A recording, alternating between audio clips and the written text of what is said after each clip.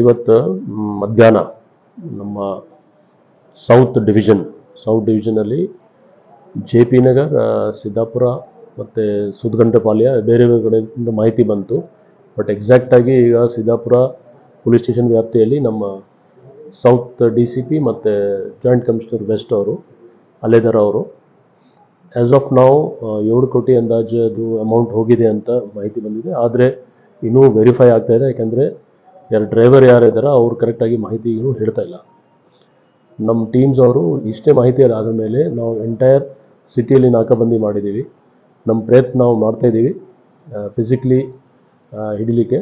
ನಮ್ಮ ಟೀಮ್ಸ್ ಎಲ್ಲ ಕಡೆ ಸ್ಪ್ರೆಡ್ ಔಟ್ ಆಗಿದ್ದಾರೆ. ಅದರಲ್ಲಿ ಬೇರೆ ಬೇರೆ ಥರ ಟೀಮ್ಸ್ ಕೂಡ ಮಾಡಿದ್ದೀವಿ. ಫಿಸಿಕಲಿ ಗ್ರೌಂಡಲ್ಲಿ ಕೆಲವು ನಮ್ಮ ಕಂಟ್ರೋಲ್ ರೂಮಲ್ಲಿದ್ದಾರೆ, ಬೇರೆ ಬೇರೆ ಟೆಕ್ನಿಕಲ್ ವಿಂಗ್ಸ್ ಅವರು ಎಲ್ಲ ಕೆಲಸ ಮಾಡ್ತಾಯಿದ್ದಾರೆ. ನಾವು ಆದಷ್ಟು ಬೇಗ ಇದು ಕೇಸ್ ಡಿಟೆಕ್ಟ್ ಮಾಡಲಿಕ್ಕೆ ಪ್ರಯತ್ನ ಮಾಡ್ತೀವಿ. ಸರ್, ಏನಂತೇಳಿ ಅವ್ರು ಬಂದಿದ್ರಂತೆ ಸರ್ ಅಪ್ರೋಚ್ ಡ್ರೈವರ್ ಹತ್ರ?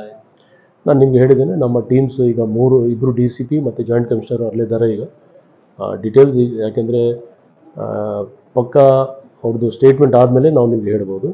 ಬಟ್ ಇನಿಷಿಯಲ್ ರಿಪೋರ್ಟ್ ಪ್ರಕಾರ ಅವ್ರದ್ದು CMSದು ಒಂದು ಕ್ಯಾಶ್ ಗಾಡಿ ಇತ್ತು, ಅದರಿಂದ ಜಬರ್ದಸ್ತಿ ಅವ್ರದ್ದು ಬೇರೆ ಗಾಡಿಗೆ ಟ್ರಾನ್ಸ್ಫರ್ ಮಾಡಿ ತೊಗೊಂಡೋಗಿದ್ದಾರೆ. ಯಾವುದು ಈಗ ನಮ್ಮ ಹತ್ರ ಕ್ಲಿಯರ್ ಕಟ್ ಮಾಹಿತಿ ಇಲ್ಲ. ಮಾಹಿತಿ ಅದಾದಮೇಲೆ ನಾವು ಮಾಡ್ತೀವಿ.